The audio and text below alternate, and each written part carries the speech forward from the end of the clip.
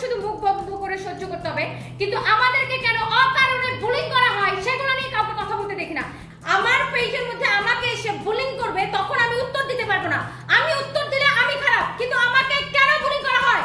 আজকে 2020 সাল থেকে শুরু হয়েছে আমার হাজবেন্ডকে নিয়ে, আমার ব্যক্তিগত জীবন নিয়ে আমাকে ট্রল করে।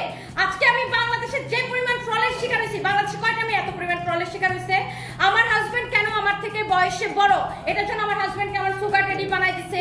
কত পরিমাণ ট্রল সহ্য করতে করতে করতে করতে আমি নিজের জায়গাটা তৈরি করছি। তো যারা ভাবে যে আচ্ছা আমি মনে হয় এখানে এসে দুই চারটা কথা বলে এখানে এসে দাঁড়াই গেছি, দুই চারটা কথা বলে আমরা 17টা পর্যন্ত শোরুম করছিলাম, দুই চার ইন্টারন্যাশনালি সানবিজ বাই টনিক চালু করছি, দুই চারটা কথা বলে সানবিজ বাই টনিক এভাবে চালু করে নেই।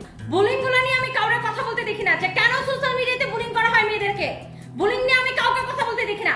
যখন না বুলিং করবে, এরা কি চায় যে এরা বুলিং করবে আর আমরা এখানে দাঁড়ায় আমাদের সবকিছু হজম করে ফেলতে হবে, কারণ আমরা তো মানুষের পর্যায়ে পড়ি না। কেন হজম করতে হবে? হোয়াই আমাকে কেন বুলিং করা হয়? আজকে থেকে না 2020 সাল থেকে আমার পার্সোনাল লাইফ নিয়ে কি পরিমাণ আমাকে বুলিং, কি পরিমাণ হেনস্থা, কি পরিমাণ ট্রল, কি পরিমাণ বাজে কথা আমাকে শোনানো হয়েছে। স্টিল নাও এখন পর্যন্ত আমি তোমার জামাই মরে গেছে, এটা কি একটা বিধবা মহিলার অবস্থা? এগুলো আমাকে কমেন্ট করে, এটা কি একটা বিধবা মহিলা? এই তোরা কি চাস যে আমি আমার গায়ের মধ্যে লেখা রাখবো আমি বিধবা মহিলা?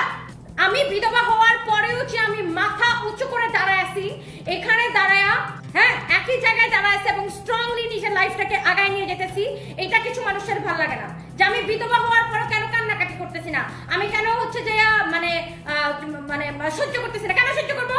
কেন? আমি যদি কোনো পুরুষ মানুষের হাত ধরে এখানে আসতাম তাহলে আমি সহ্য করতাম। আমি নিজে কাজ করে জায়গাটা তৈরি করছি। সো এটা এত ঠুনকো জায়গা না যে কেউ আমার ধাক্কা মেরে ফেলাই দিবে, কেউ আমার একটা ধাক্কা দিতে আসলে ওর আমি 20টা লাথি মেরে ফেলাই দিব। ওই স্ট্রেংথ, ওই স্ট্যামিনা আমার নিজের মধ্যে আছে। আমি গায়ে পড়ে কাউকে বুলিং করি না, নেভার